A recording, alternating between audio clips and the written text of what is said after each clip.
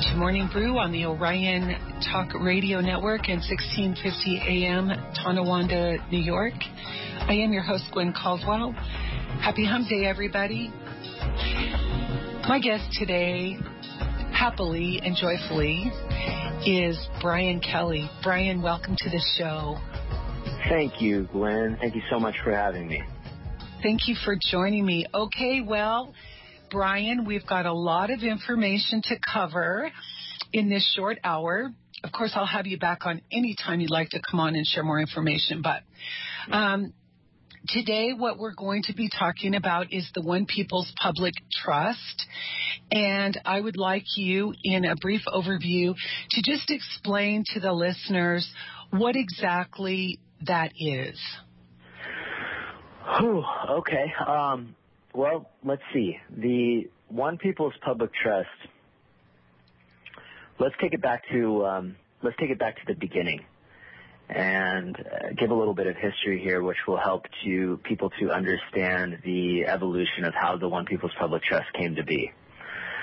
So Heather Ann Tutsi-Droff was a bar attorney, and she and the other two trustees came to the conclusion, like many other people across the country and the world, that the systems that are controlling our reality, the government systems, the legal systems, judicial systems, banking systems, all the systems, the slavery systems of corruption that we now are all operating under, were corrupt. So her intention was to expose the corruption by tracing the corruption back to its starting point, if you will. So what she did was she allowed her own home to go through the foreclosure process. And in doing so, she was able to follow the money and the paper trail all the way back to the perpetrators that were doing the crimes, if you will. Right. And so this whole investigation, and I don't know how long it was, I believe it was somewhere between 4 months and a year process. What they discovered was the amount of corruption and the level of corruption was so much more extensive than they possibly could have imagined. And they developed a report that anybody can go out and read. It's everywhere on the internet right now, called the Paradigm Report. And it's on the website. I believe it's People's Trust 1776.org. I'll verify that. I don't go there much anymore because there's so many other sites that have a lot of this information out there on. But the Paradigm Report is the detailed investigation of their discoveries. And essentially the conclusion that they drew was that there was no way, the systems were too broken, too manufactured, and there's too many layers of them for them to go in and be repaired. So the decision was made that they had to go all together. So Heather, through her genius and her ability to understand and work her way through the intricacies of the law, which is designed to confuse people, as much legalese does. Pick up a contract, try to read it and understand it, and you'll know. Well, they trick us. It's trickery with words, because we think a person, we think domicile, residence, all of those types of things. The way we use it in everyday language has a completely different legal meaning. Correct. And so we're misled in our translation. That's exactly right. It was designed that way. Sure, it was. Now people, unless they stand up and try to fight it, and people do, but we don't do it with the amount of, there's not enough people, at least yet, and we're working on that, and that's happening now very quickly, where they have to take note and they have to respond, because when somebody tries to fight the legal system on their own, they're set up for failure. And there are people that have done it successfully, but you really have to understand your way around the law. And we can talk about that a little bit more later. But essentially what happened was that the trustees came together and founded the One People's Public Trust, which is a trust that every person on the planet, on God's green earth, is a beneficiary to. And so on October 24th of 2012, through a filing in the UCC, which is the Universal Commercial Code, they duly foreclosed on, the United Nations, the International Monetary Fund, the Hague, the World Bank, the Bank for International Settlements, the United States of America Corporation, and all other corporate country entities. And as a matter of law and a matter of fact and a matter of public policy, and it was unrebutted because it's unrebuttable. So these filings can be found on the UCC, and because of that, this is now our reality. Now, where we are today is that not everybody knows about this. All of the people are now free of these systems. They just don't know it yet. So the movement that we're creating and the movement that's spreading like wildfire across the globe is a process and a system that's being put in place to help people understand that we are now free. All of the gold of all of the world has been secured and is in a safe place, and we are working our way toward creating a reality that will allow systems to be put in place to redistribute the wealth that have benefited the few and impoverished the many, and flip that table around to where the people of the world will have access to all of the abundance that it is truly rightfully theirs. So the People's Public Trust, essentially, going to answer your question, is a trust that was set up in behalf of the people of all the world to create the framework for the largest redistribution of wealth that humanity has ever seen.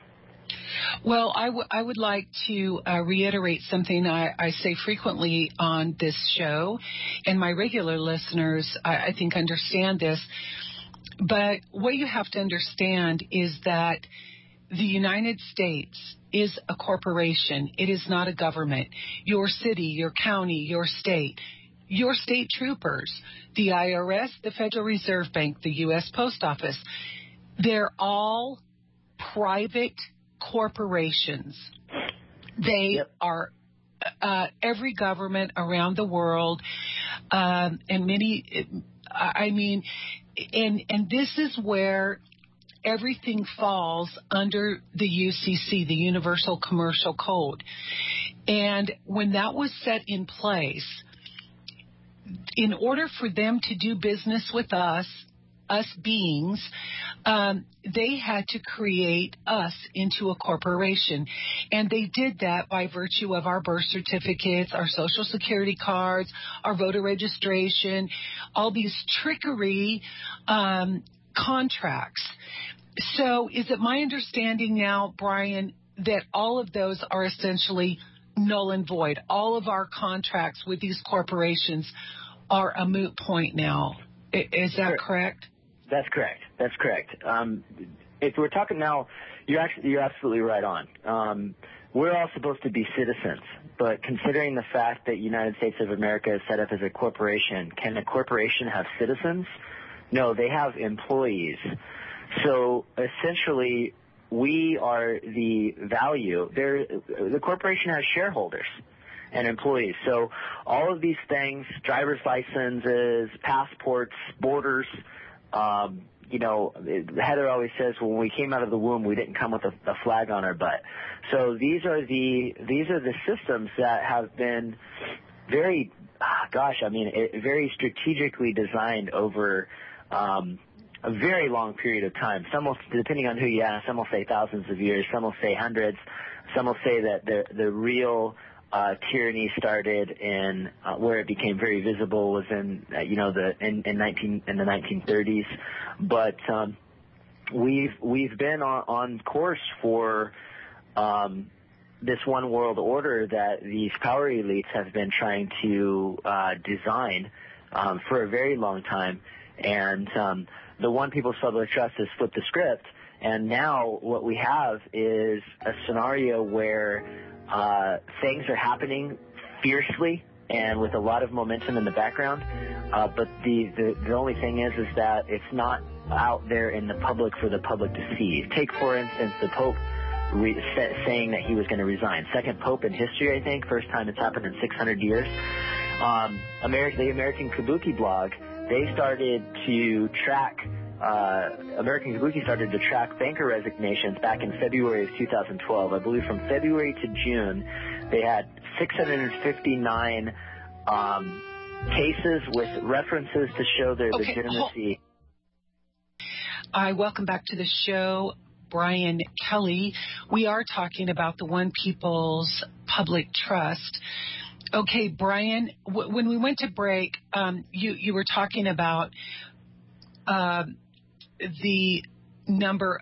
There were over 600 bankers and top-level people that just seem to vanish off the planet.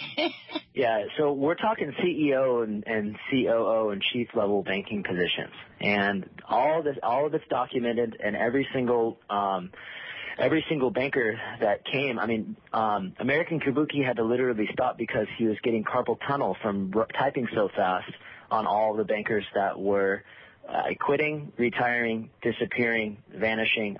They're just gone. And so what we realized later is that the reason why all of that was happening, we didn't become aware of the One People's Trust until December 26th, December 27th of last year.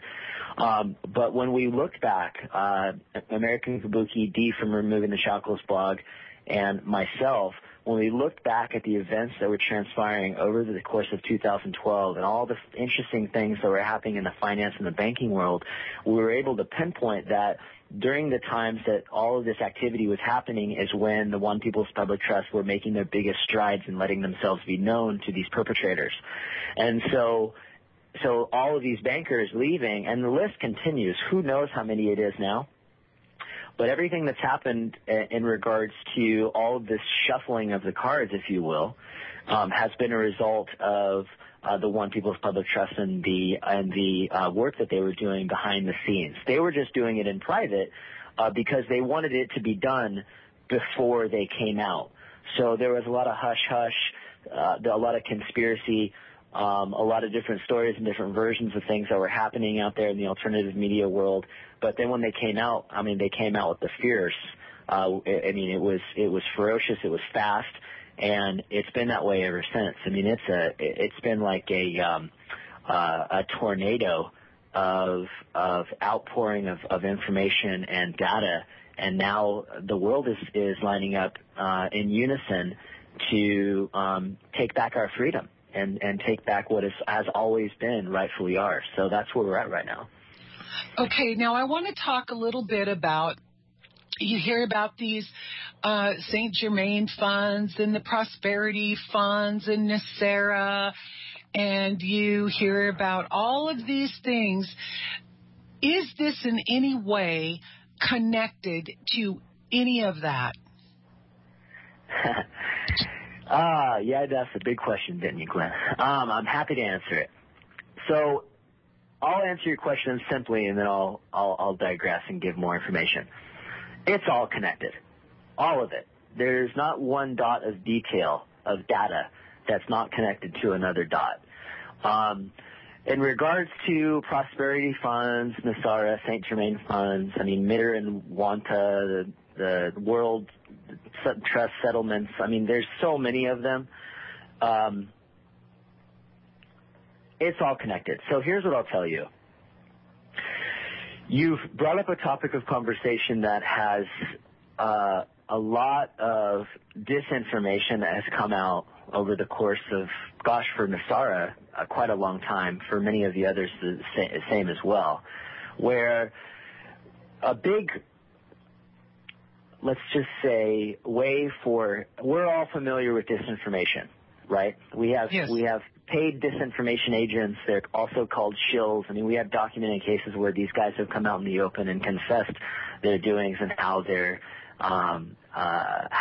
they operated and what they did and so on and so forth. And I've read them, and they're ridiculously organized and very complex, but at the same time, very smart if you think about it, because their job is to go and into the blog rooms and the chat rooms and, the places online that get a lot of activity, and to confuse the picture and the story behind things that are very real. NESARA, when it first came out, the original NESARA, before it became very, let's just say, confused by so much dense information, it was real, and if I have to answer honestly, I'll tell you, I don't know which of those funds and prosperity funds carry more weight and hold more water than others. But what I will tell you is that in regards to the CVAC, which is a mechanism that the One People's Public Trust has set up, which many of your listeners will be familiar with and many won't, so I'll try to explain it as best I can. CVAC stands for Creations Value Asset Centers. And the CVACs, there's one CVAC for every country in the world. And the CVACs have already been developed, and they're already in place, and the code is being written for their operation. And the CVAC is the digital asset center that allows for all of the wealth of the world to be distributed to all of the people equally. So within that CVAC is NESARA, is the prosperity packages and prosperity funds, is the St. Germain Trust, is all of the gold of the world. So where we are right now is in a phase where we're working on creating the foundation to where everybody in the world will have fair and equal access to the CVAC, no matter who they are or what they do. Now, the details we talk about we do blog talk shows every Monday and Tuesday. One of the hot topics that continues to come up is the CVAC. How will the money work? How much will people get? And there's all of these questions that come up so naturally, of course, because people are suffering right now.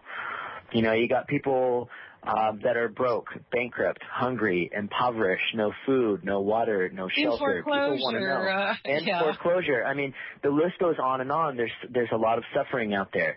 And the true, most honest answer I could give you in regards to how it's going to work is that it's up to us to make that decision. There's not going to be any hierarchical corporate rule or some guy in a throne that's going to say, here's how the money needs to be spent. We are all equal in this.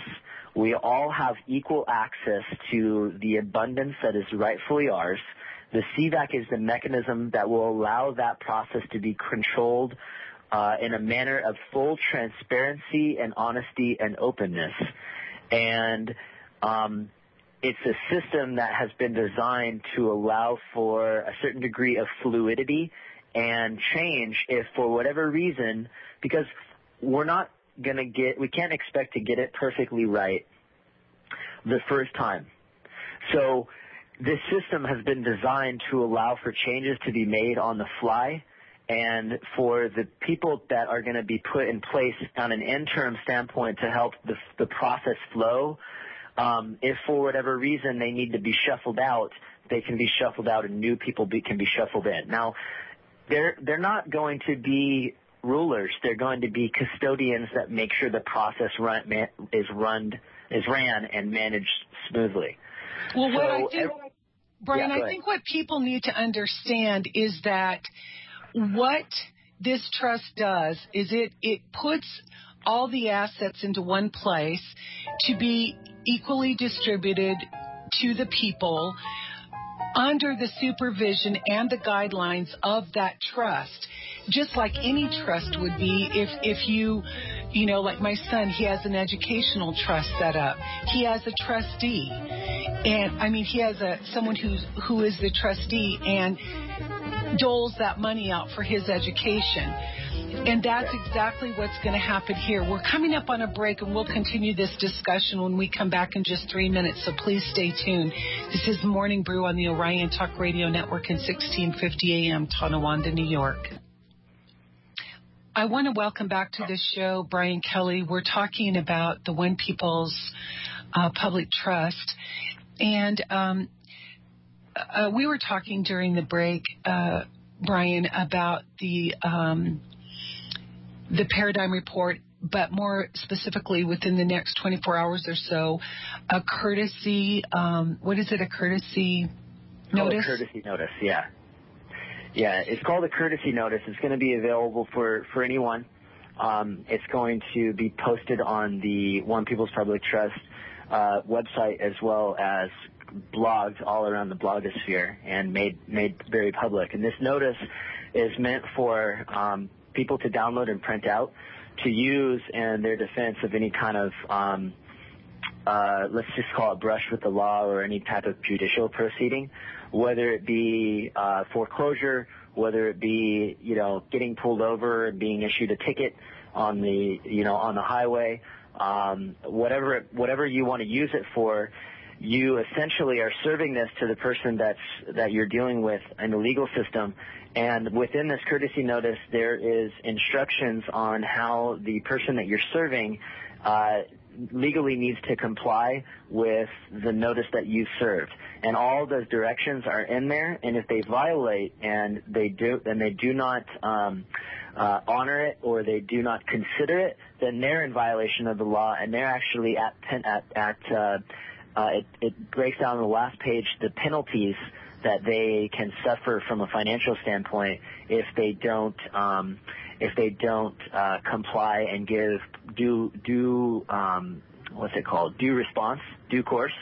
So the idea is that if we get enough of these out there, then people will start to have to take notice. And this is just one step, one phase in the process. A point that I really want to kind of drive home here, Glenn, is all of these things that we're doing with the UCC filings and, the courtesy notice and everything that we're doing to stand up for our rights. This is just one phase of the process.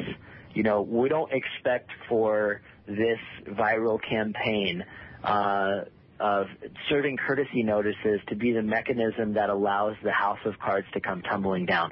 The house of cards is going to come tumbling down anyways. Right now, we're doing this for the sake of doing and being our freedom.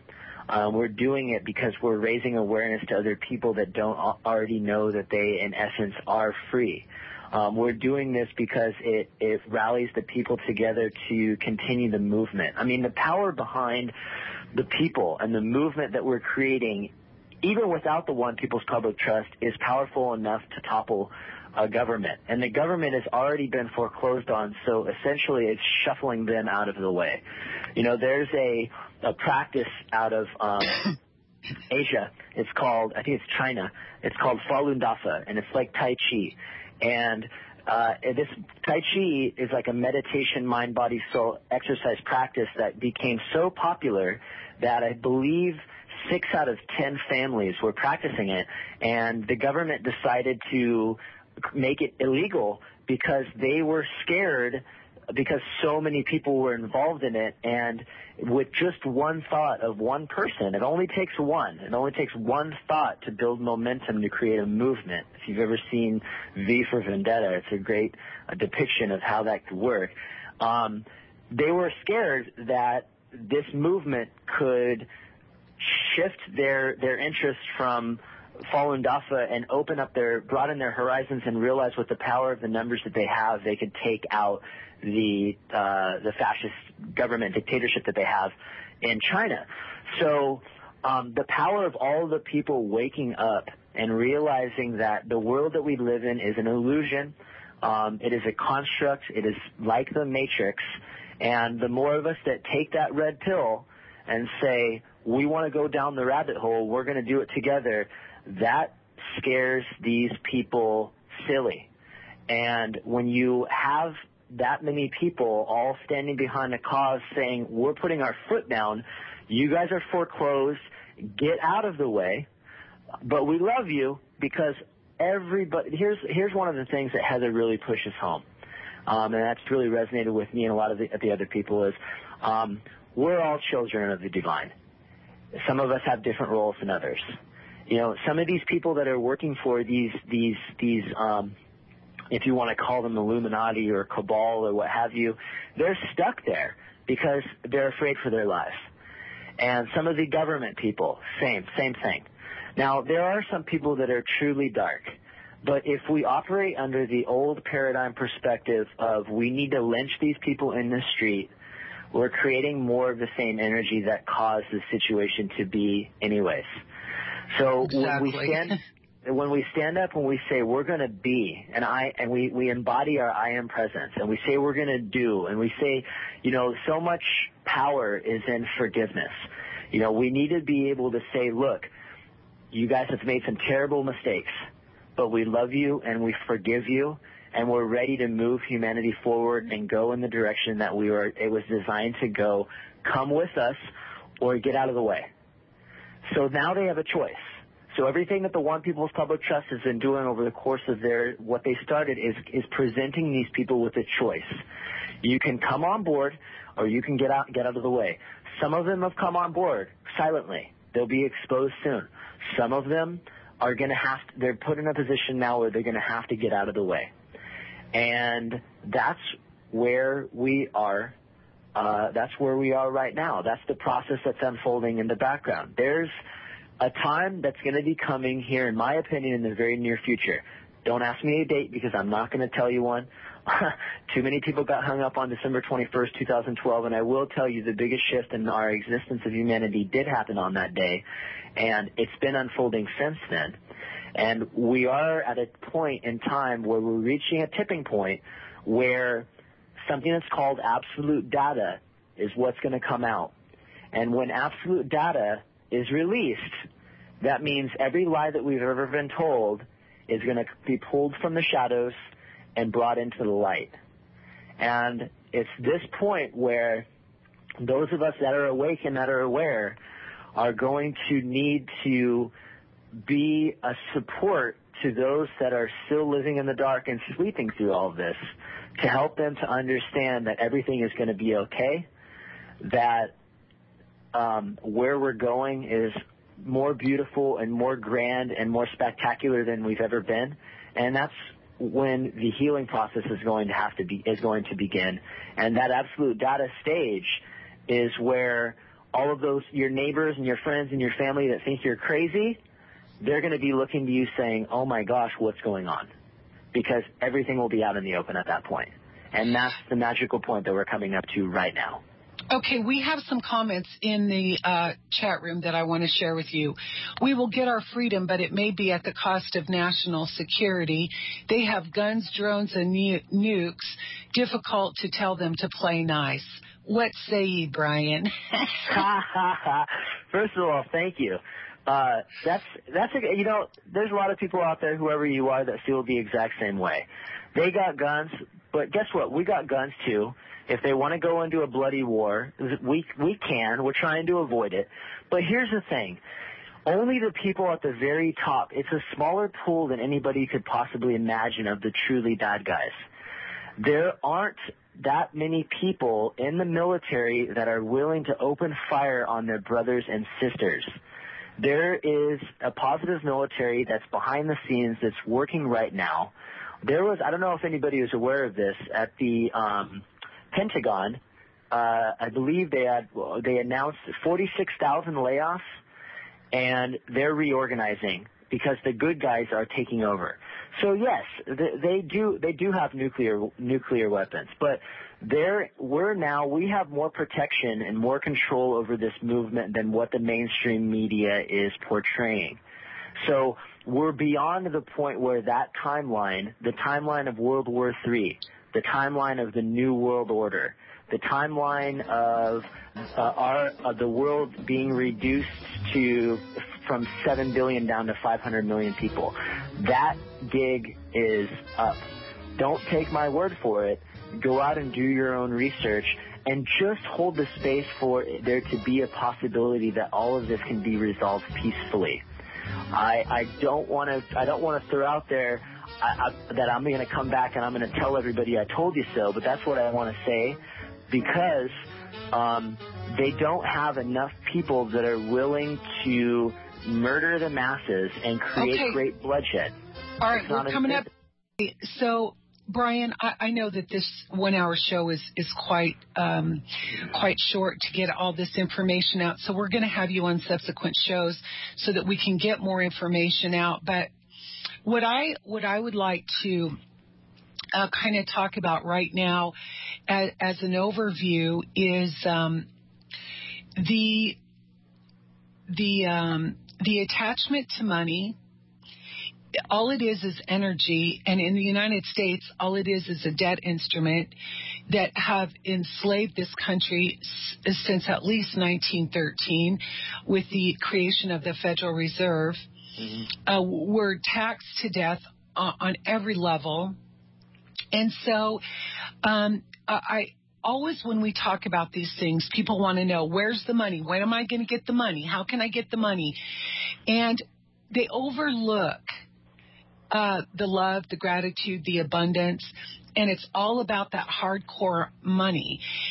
And this whole, I'm not getting from this whole trust that it's so much about the money, even though there's going to be a lot of it. But it's more about living the life that you want, having that abundance and having those things that you can be grateful for, because it changes your life in how you're currently living.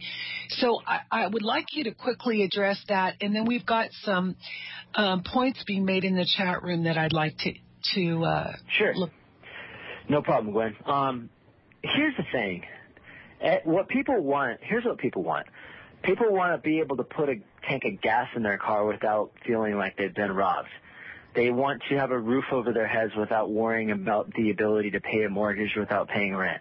They want to be able to put a nice meal on the table without worrying about not having the money to buy groceries.